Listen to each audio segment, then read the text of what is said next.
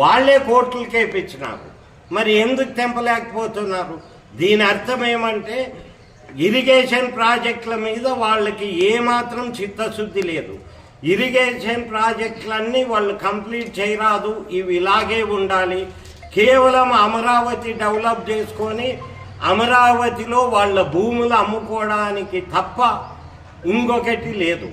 కేవలం ఇప్పుడు అమరావతి అమరావతి అంటున్నారు. రైట్, అమరావతి డెవలప్ చేయండి. డెవలప్ చేస్తూ మనవి చేయాలి కదా.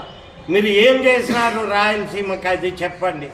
అది చెప్పేది ఇడిచిపెట్టి ఇప్పుడు మేము కృష్ణా ట్రిబ్యునల్ని క్లియర్ చేసి ప్రాజెక్టులు మొదలు పెడతామని చెప్పటం లేదు.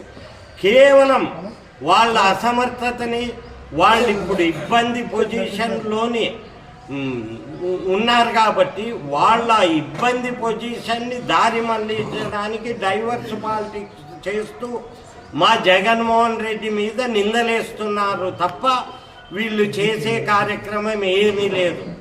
వాళ్ళు నిజంగా చిత్తశుద్ధి ఉంటే మన ఆంధ్రప్రదేశ్ సీఎం గారు రేవంత్ రెడ్డి నేను ఎప్పుడు మాట్లాడినా అని చెప్పండి అనొచ్చు కదా.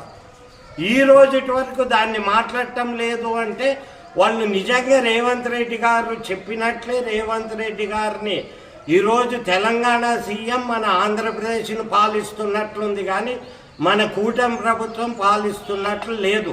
దయచేసి ప్రతి ప్రజలకి తెలిసిపోయింది ఇది. నిందితులు ఓటుకు నోటు కేసు నిందితులు ఒకటై మన ఆంధ్రప్రదేశ్ని గబ్బు పట్టిస్తూ మనకి ఏ ప్రాజెక్ట్ రాకుండా చేస్తున్నారని ప్రతి ప్రజలకు తెలిసిపోయింది. మీరు డ్రైవర్స్ పాలిటిక్స్ చేయడం వల్ల లాభం లేదు.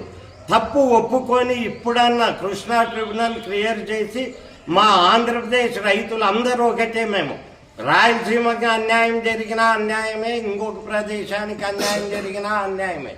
ముఖ్యంగా మన వెనకబడిన రాయలసీమకి న్యాయం చేసి మీరు చరిత్రలో నిలబడండి, లేకుంటే చరిత్రహీనులు అవుతారని ఈ పత్రికాముఖంగా ఆంధ్రప్రదేశ్ ప్రజలకు అందరికీ తెలుపుకొంటున్నాను. నేను గడ్డం నారాయణ రెడ్డి, వైఎస్ఆర్సీపీ స్టేట్ రైతు విభాగ అధికార ప్రతినిధి, ఎమ్మెల్యే. నమస్తే.